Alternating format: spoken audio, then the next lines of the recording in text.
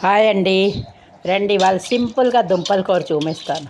మసాలాలు రుబ్బక్కర్లేదు, వెల్లుల్లి అల్లం ఏమక్కర్లేదు. వెల్లుల్లి అవి తినలేని వాళ్ళకి సింపుల్గా ఉల్లిపాయ తింటే వేసుకోండి, లేకపోతే లేదు. రండి చూపిస్తాను.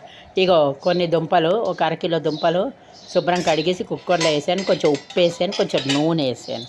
ఇప్పుడు 3 విజిల్ కొట్టించి తీస్తాను. తీసాక తొక్క తీసాక చూపిస్తాను. చూడండి, కొంచెం ఉప్పు వేయాలి. ఎప్పుడైనా రుచి వస్తుంది దుంపలో, లేకపోతే ఎంత కూర ఉన్నా దుంప చప్పగా అనిపిస్తుంది.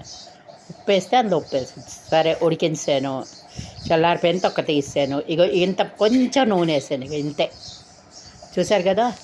ఒక 5 పచ్చిమిర్చి తరిగి వేసాను. జల్దీ అయిపోయిన కూర ఇది. ఇది కొంచెం వేగనిస్తాను. ఒక 2 ఉల్లిపాయలు కూడా తరిగాను. మీకు కావస్తే వేసుకోండి, లేకపోతే ఉట్టి పచ్చిమిర్చి వేసుకోండి కూర. ఉల్లిపాయలు లేకపోతే టమాటాలు వేసుకోండి. నేనైతే ఇలా చేస్తున్నాను, వెల్లుల్లి అల్లం వేయలేదు. ఇక 2 ఉల్లిపాయలు తరిగాను. చాలా బాగుంటుంది కూర. దుంపల కూర చాలా రకాలు చేసుకోవచ్చు. రండి ఇలా చేసి చూపిస్తాను. ఇవాళ వండాను మీకు చూపిద్దామని ఒకసారి. ఇక దుంపలు ఉడికిపోయి ఇలా మజ్జిగ ఇలాగా సగం సగం తరిగాను. ఇలాగా కొంచెం ఇలా అన్నిటికీ ఇలా మజ్జిగ ఇలా తరిగేసి వదిలేసాను. ఎందుకంటే లేకపోతే తింటూ ఉంటే లోపల చప్పగా అనిపిస్తుంది. ఉప్పు వేసాము అయినాను. ఇది బాగా వేగాయి కదా. ఇప్పుడు ఈ దుంపలు అందులో వేసేద్దాం. వేసి బాగా వేయించుదాం, తొందరగా అయిపోతుంది.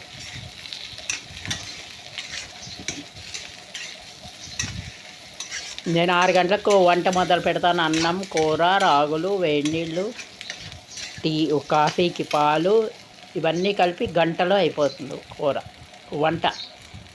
ఇక వేచాను కదా. ఇప్పుడు బాగా వేచి కొంచెం పసుపు వేద్దాం.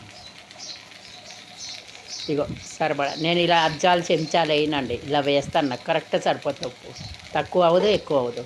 మీకు సరిపడా ఉప్పు చూసుకుని వేసుకోండి. ఇది బాగా వేగనిద్దాం. ఉప్పు అంతా ఇందులో పడుతుంది వేస్తూ ఉంటే.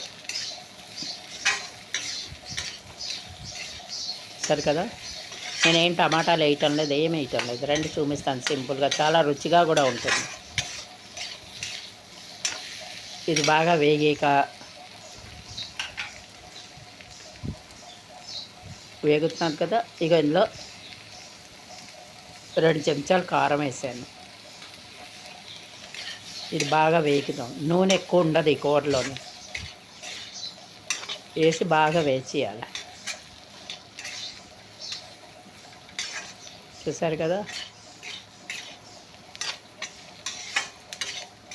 ఇది బాగా వేచేసి